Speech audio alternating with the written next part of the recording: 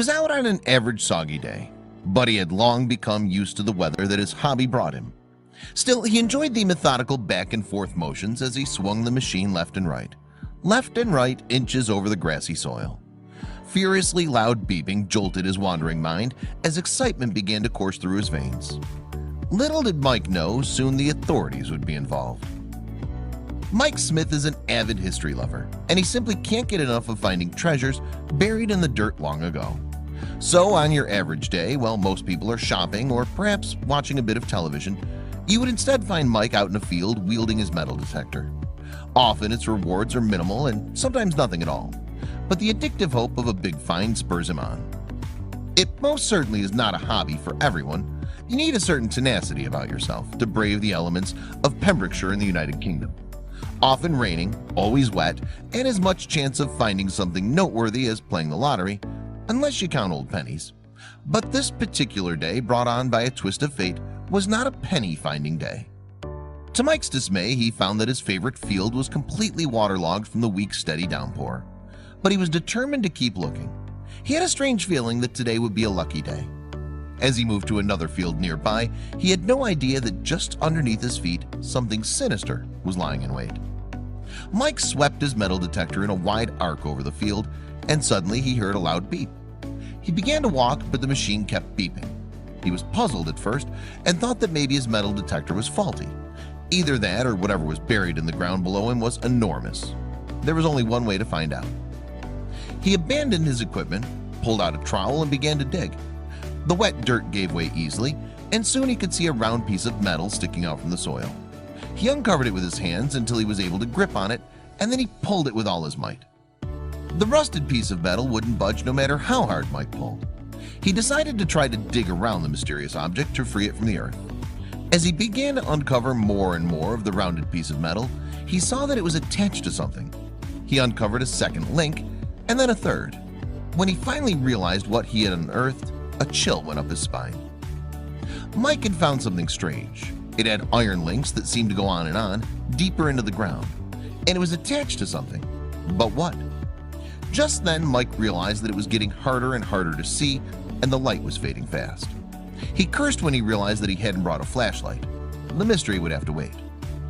Mike barely slept a wink that night. He had only told his closest friends about what he'd found. Speculations ran through his mind.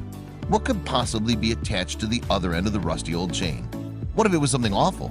He'd read about ancient burial sites hidden beneath the Pembrokeshire ground, and the thought of stumbling upon one had always filled him with an inexplicable sense of terror. It was not lost on Mike that Pembrokeshire was described as a land of mystery and enchantment by the anonymous author of Mabinogion, the famous 11th century collection of folktales. This last rocky outpost of Wales is surrounded by the Celtic Sea and is still steeped in ancient myth and legend, so it's no wonder it's known as one of the most haunted places on earth. What Mike didn't know was that he was about to come face to face with Wales' eerie past. At first light, Mike was already out the door and went on his way to his site. He had to find out what it was at the other end of the chain. What secrets had lain undisturbed for so long on that field? He never dreamed that in just a few hours the authorities would be swarming over his find. The site was just as he left it, and he returned to the task of digging with some trepidation. As more of the strange object began to reveal itself, he realized something. His trowel suddenly scraped on something smooth, and his eyes widened as he began to wipe away the dirt to reveal something hard and brown. As a metal detecting hobbyist, Mike was all too familiar with the law, but he'd never expected to find anything that would warrant calling the authorities. This dig had started out as a fun excursion, but now with the discovery of remains, Mike knew that he was completely out of his depth. Mike turned the object over in his hands and was horrified when he realized that it looked like a tooth, a molar to be precise. He shuddered as he realized that there was something off about this find. Dropping his tools at once, he pulled out his phone and dialed with shaking fingers. But the reaction he got wasn't quite what he expected. Michael decided to inform officials at the National Museum of Wales first, but what he told them had them literally laughing down the line at him. What the archaeologist said at the time was that because there had never been a find down there before, they didn't believe it, he explained later. Mike had to convince them that he'd really found something, so he mentioned that he thought there may be human remains at the site, and the officials' attitude changed immediately. They asked Mike to escort them to the location. The look on their faces when they saw it said it all, Mike recalled later. Only then was an excavation launched in June. Archaeologists uncovered 2 rusted iron chariot wheels, and this confirmed that the site held a phenomenal find: a Celtic chariot burial. "My first find was a Celtic horse harness junction piece," Mike told reporters. "When I found it, my friend said I would never top it. But the next day I went back and found the rest." But that wasn't all Mike had found. After Mike dug about 8 inches deeper into the soil, he found other decorative pieces, including bronze bridle fittings, a brooch, and the handle section of tools. They'd become green from corrosion, but the bronze pieces were still covered in bright red enamel. "This is unprecedented," said Mike. And underneath the chariot, there's still the 3-meter metal anomaly. If you go by other chariot finds, there could be weapons, or it could even be treasure. It isn't unheard of for a burial chariot for this time period to be found in Europe, but there's never been one found in England before. "I still can't believe it," Smith added. "Obviously, I've read other people's finds. I've watched them on telly, and I've always thought I wouldn't mind finding that. It's still surreal and life-changing." Mike said, "It was just instinct. I'd read all about chariot burials and just wished it would have been me. So finding this has been a privilege. And now that treasure's been found in that area, the location is under legal protection." Mike also had to sell all the artifacts that he found the previous day, as stated by the law. So what does he get? The 34 items that Mike uncovered were sold to the museum, and believe me, he was well paid for them too. There was one catch though. He had to split the money straight down the line, 50-50, with the owner of the land that he found them in. His treasures become a most sought-after prize now, and the National Museum of Wales desperately want to secure them for its archives. Michael goes on record saying, "I knew the importance of them straight away. I'd read all about the chariot burials and just wished it could have been me, so finding this has been a privilege." The chariot is estimated to be about 2,500 years old, but as yet there have been no human remains found.